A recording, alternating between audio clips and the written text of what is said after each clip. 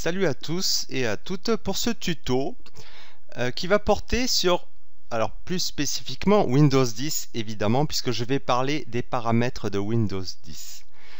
J'espère que vous avez changé l'heure chez vous et que vous avez gagné une heure en la retardant et que vous avez bien profité de cette heure supplémentaire ce week-end. Voilà, cette parenthèse passée, on va revenir sur les paramètres de Windows 10. Windows 10, donc les paramètres qui se situent ici et qui se présente sous cette forme de fenêtre où tout est quasiment centralisé. Alors, je n'y reviendrai pas en profondeur, mais sachez que Microsoft prévoit à la longue de supprimer le fameux panneau de configuration que vous connaissez tous sous cette forme, catégorie ou grandes icônes, etc. Apparemment, c'est amené à disparaître dans l'avenir.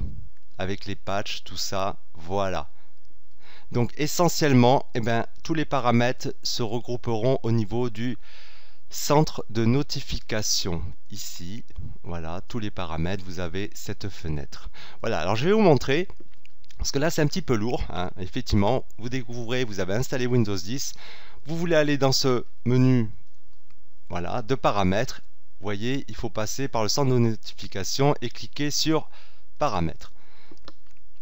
Alors, je vais vous apprendre à faire un raccourci vers ce menu. Donc, ceux qui connaissent mes tutos, vous avez vu, on est passé par la base de registre. On va y revenir. Donc, je vais vous montrer comment on crée cette cette entrée dans la base de registre.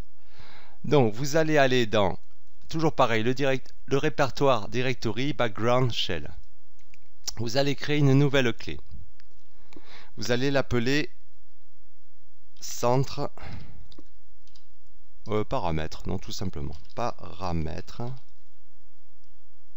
Moi, je mets pas d'accent.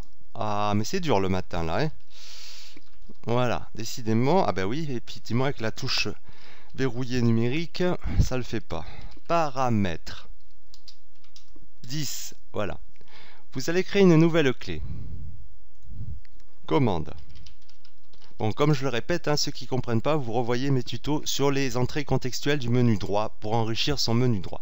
Vous double-cliquez dans le volet droit, vous allez donner la valeur C de point anti-slash Windows anti-slash Explorer .exe.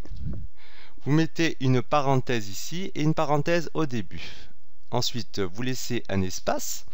Alors, il faut savoir qu'actuellement, Windows 10 ne nomme plus ses raccourcis vers certaines fonctionnalités comme il le faisait auparavant. Il utilise une nouvelle syntaxe URI, Uniform Resource Identifier, URI. Voilà, bon, c'est une syntaxe qui se met à la norme Internet, qui désigne une ressource qui peut être effacée ou supprimée, mais dont le lien est quand même indique un lien permanent. Alors bref, on ne va pas s'attarder sur ça. La syntaxe donc est complètement différente. Vous allez taper MS, donc comme Microsoft, deux petits points. Vous tapez Settings en anglais, donc paramètres. Non, excusez-moi, c'est MS. Tiré de la touche 6. Settings. Voilà, et deux points. Décidément, je suis un peu poussif ce matin. Voilà, vous faites OK. Donc vous avez maintenant cette entrée dans le menu droit, paramètres, et vous voyez, en cliquant dessus, on fait bien apparaître cette fenêtre qui nous intéresse pour accéder à tous les paramètres de réglage importants sous Windows. Voilà, les paramètres de configuration, puisque je vous dis, le fameux panneau de configuration classique existait sous les versions récentes antérieures de Windows est amené à disparaître. Donc voilà, nous avons créé un menu paramètres 10. Voilà. Après, vous créez, comme je vous avais dit, une nouvelle valeur chaîne, icône pour personnifier.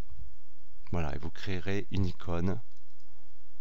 Bon, c'est Windows, mais ça, je vous dis, ça va pointer vers le chemin de votre choix. Là, pour aller plus vite et vous montrer, voilà, Explorer.exe, virgule 0, l'icône par défaut, la première d'Explorateur, ici. Voilà, après à vous, voilà. Donc après, libre à vous aussi de créer une extension, comme je vous avais dit, valeur chaîne. Extended, donc pour cacher ce menu. Voilà, il n'apparaît plus. Et là, il apparaît, on y revient. Voilà, donc pour la fin de ce tuto. Et en conclusion, je vous mettrai dans la description la liste des principales fonctionnalités de ce menu paramètres, que ce soit au niveau du menu utilisateur, interface, affichage. Voilà. Donc la liste n'est pas exhaustive, mais elle est quand même suffisamment précise et détaillée. Je vous l'ai traduit en français. Et après, les raccourcis seront toujours sous la même forme au niveau syntaxe. Ça sera MS, tiré de la touche 6, Settings, suivi de 2 points, et là avec le raccourci vers le paramètre en question.